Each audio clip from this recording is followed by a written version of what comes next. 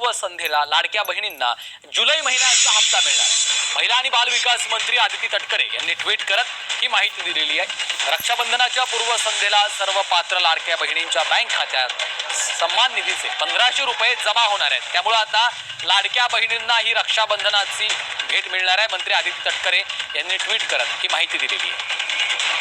महत्वाची बातमी, मागील वर्षाप्रमाणे यंदाही लाडक्या बहिणींना रक्षाबंधनाची भेट मिळणार आहे। जुलै ऑगस्टचे 3000 रुपये खात्यात एकत्रित जमा होणार असल्याची माहिती सूत्रांनी दिली आहे। आम्ही 2 दिवसापूर्वी साधारणपणे जाहीर केलं की रक्षाबंधनच्या पार्श्वभूमीवर त्याच्या पूर्वसंध्येला लाडकी बहीण योजनेचा जुलै महिन्याचा हप्ता हा वितरित होण्याची सुरुवात होईल। कालपासून ती सुरुवात झालेली आहे।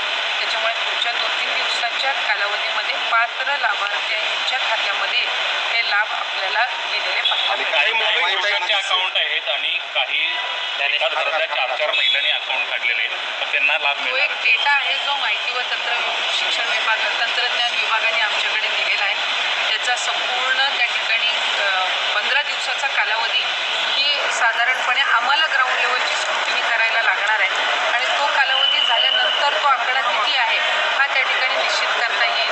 पण साधारणपणे जर पुरुषांनी किंवा चुकीच्या व्यक्तींनी त्या योजनेचा लाभ घेतला असेल तर त्यांच्यावर कडक कारवाई आणि ती वसूल करण्याच्या दृष्टिकोनातून सुद्धा शासन हे त्या ठिकाणी देईल। मुख्यमंत्री माझी लाडकी बहीण योजनेच्या संपूर्ण पडताळणी आणि ई-केवायसी नंतर या योजनेतील लाभार्थी महिलांची संख्या 2.48 कोटींवरून घसरून थेट 1,65,66,164 वर आली। ई-केवायसी प्रक्रियेमुळे लाखो गरजू महिला या योजनेतून बाहेर पडल्यात। ई-केवायसी हा त्यातला महत्त्वाचा मुद्दा होता। ज्या लोकांच्या लक्षात आलं की आम्ही नियमाच्या बाहेर त्या ठिकाणी लाभ घेतलेला आहे, त्यांना वारंवार संधी देऊन त्यांनी ई-केवायसी केलं नाही। 1,65,00,000 बहिणींनी ई-केवायसी केलं, त्यामुळे त्या पात्र ठरल्या, त्यांना रेग्युलर कुठलाही खंड न पडता पैसे मिळतात। काहींनी ई-केवायसी केलं नाही।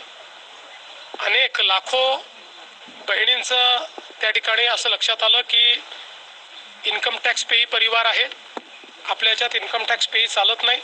कोर्टामध्ये केस केली, हायकोर्टात गेले, रोज शिव्या दिल्या, ही योजना बंद करा म्हणून सांगितलं आणि आता तेच हिंदीमध्ये मगरमच्छ के आंसू म्हणतायत, तसे मगरमच्छ के आंसू आता हे यांच्या डोळ्यातनं वाहून राहिले। अशाच नवनवीन अपडेटसाठी व्हिडिओला लाईक करा, चॅनलला सबस्क्राईब करा। सर्व शासकीय योजनांची अचूक व वेगवान माहिती फक्त 20 या आपल्या चॅनलवर